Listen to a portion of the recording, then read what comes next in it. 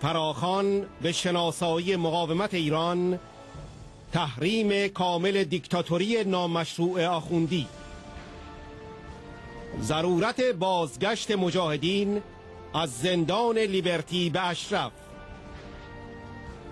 عملکرد مغرضانه کوبلر و فقدان حداقل‌های انسانی، محکومیت رفتار ضد انسانی حکومت مالکی.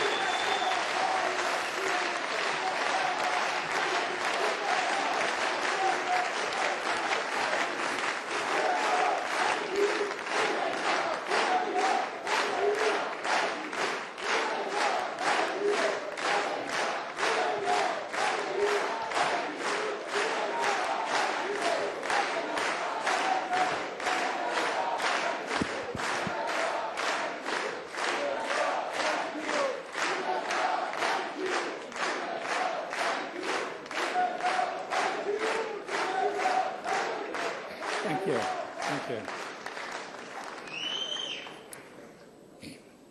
Madam the President, honorable guests, ladies and gentlemen, the video clip that you have just seen has revived on me a very painful experience. It was me who first visited Ashraf and did the body count.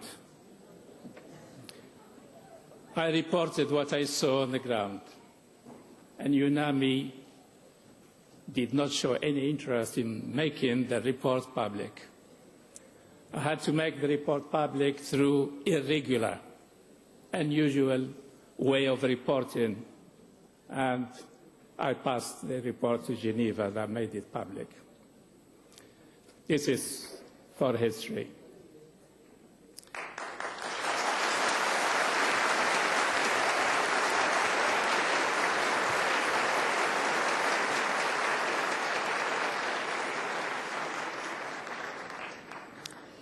Now, I would like to share some experience with you, very briefly, just to tell you how sometimes good intentions turn to bad ones and end up with people being sent to prisons. Indeed, the first idea of drafting and signing an MOU with the government of Iraq, it was mine. And we did this with the best of the intentions, is to give a status to the Ashrafis, to find a way out with dignity. Unfortunately, this idea was hijacked and used, indeed, to send people to a detention center. But I would like to share some ideas with you with this MOU, the Memorandum of Understanding signed with the government of Iraq. First, we drafted it so that we give protection to the Ashrafis. But Kobler's intervention in this process made it a process, an MOU for persecution, not protection. The first thing, for those who didn't see the MOU, there was no reference to humanitarian law. In fact, it was crossed from the draft. No reference whatsoever to humanitarian law. International humanitarian law is unacceptable for the government of Iraq. Worse, in the 7th clause of this MOU, in order for the government of Iraq to allow the UNHCR, the High Commissioner for Refugees, in order to allow them to engage in the process of giving a status to the residents of Ashraf, they had to insert a clause that said the government of Iraq will not be obliged by the outcome of this process. Meaning what? We are preparing a process to send people to prison. If the refugee status is not going to be recognized anyway by the government of Iraq, that means all the process we engaged was to send people to a detention center. Unfortunately, and probably most of you read the recent declaration of SRG, the Special Representative of Secretary General Kobler, in a German newspaper, where he referred to nearly 15 million he spent on this process. Let me take this opportunity while the honorable guests from the United States are here to remind that that 15 million was from the Department of State. Taxpayers' money was spent on this process. I think somebody here should be held accountable for evicting people from their peaceful life in Ashraf at the cost of 15 million given to Ambassador Kobler in order to evict these people and send them to a camp called Camp Liberty, by irony. Now, also the MOU, which apparently Kobler is making it a tool to save life. I'm telling you from first-hand experience and first-hand knowledge that the presumption from the very beginning is these people are terrorists and they should be dealt with as such. So let's send them to a detention center while a sort of a triage through the UNHCR will be made. Some of them will eventually be granted the refugee status, others will be denied. And I did ask UNAMI what happens for those who will be denied the refugee status. The answer from Kobler is that the due process of law should take place, meaning they should be arrested and put to trial. Ladies and gentlemen, you know what is justice in Iraq today. There is no independence of the judiciary in Iraq. And if anybody is put to trial in Iraq, they will be condemned. Now, this MOU, which is supposed to protect, has made it a responsibility of the Ashrafis themselves to provide for themselves at their own cost. And I ask the question, how can you remove these people from their homes, take them to a detention center, lock them up, no freedom of movement, no contact with the outside world, no other activities, income-generating activities, and yet you expect them to provide for themselves? I was comforted with a tap on the shoulder that, don't worry, they will manage. Now, the first draft of the MOU was that if they are taken into a detention center, they should be looked after. You don't put people in prison and expect them to feed themselves. Somebody in prison, the government takes care of him or her. But in this situation, the MOU has sent people to a detention center and deprived them from any activity that is by nature inherently linked to the status of a refugee. But then again, if those who are familiar with the MOU, the whole process should be done within 3 months. The process they called verification. What does that mean? It's a police work to verify the identities of the Ashrafis. And they made sure that whoever declares himself by a name, a given name, whenever they leave Iraq, they will not be allowed to leave except under that name. It's a police work. Again, it was the commitments of the UNHCR to finish the process by June 2012. We are at the end of January 2013. The figures were given earlier about the process. Where are we with this process? And I will ask, do you think the UNHCR cannot do it within the time frame agreed at the beginning? They could.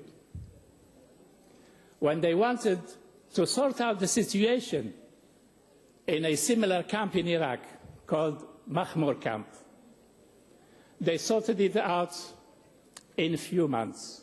Everybody now in Mahmour camp has a refugee card. They move around freely. They have the right to income-generating activities. And they also have documents to travel even abroad. That is not the case in Ashraf because they don't want them to be treated as refugees. And the MOU cannot be clearer than this. The MOU is denying the refugee status to everybody, even if the UNHCR will recognize it. Now, having said that, and Madam the President said that at the beginning that the Ashrafis need to go back to Ashraf. It has no legal value whatsoever. The lawyers existing here will agree with me that a document like this signed between the government of Iraq and the United Nations in serious violation of the Vienna Convention on the Law of Treaties, Article 51 and 52 of the Vienna Convention.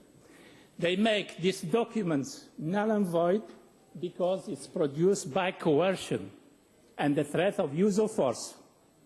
Any document signed under the threat of use of force and coercion has no legal value. So now this document should not be referred to as a reference in dealing with Ashraf. The mandate of the United Nations High Commissioner for Refugees is clear.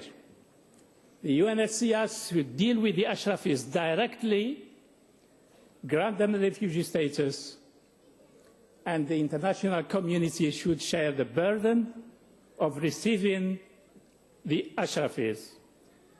The reality is that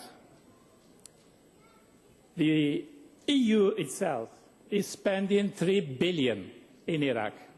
And I did ask the diplomatic representation in Baghdad. I said to them, you are spending that serious money.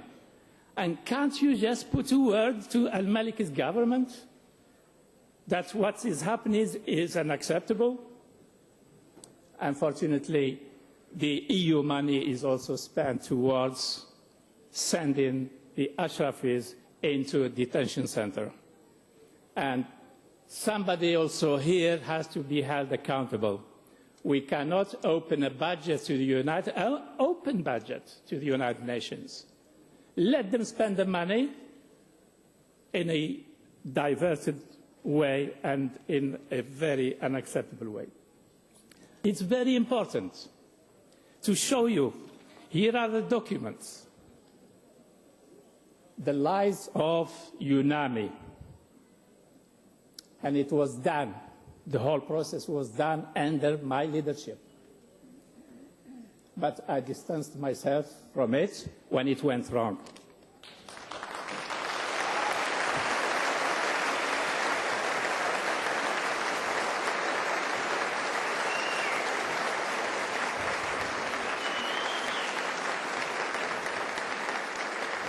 What does this document say? This is again with the taxpayers' money, your money. UNAMI recruited an expert, shelter expert, they call him, they brought him from UNHCR in Ethiopia in order to assess the situation in Camp Liberty, whether it's fit to accommodate 3,400 people or not. Here is the report. The report reads, UNHCR cannot certify and or verify that the above location, meaning Camp Liberty, meets humanitarian standards according to the many existing standards books of the UNHCR handbook, the SPAR, the WHO, all these books on standards, the experts certified they do not exist in Camp Liberty. And here is the second document. That's on the 31st of January, Kobler published. I read a little sentence where Kobler says, the United Nations High Commissioner for Refugees and UNAMI Human Rights Office have now confirmed that the infrastructure and facilities at Camp Liberty are in accordance with the international humanitarian standards stipulated in the MOU. Can't we see exactly the flagrant lies in this UNAMI press statement? And then let me draw your attention where the UNAMI press release refers to international humanitarian standards stipulated in the MOU. At the beginning, I told you the MOU does not stipulate any humanitarian standards.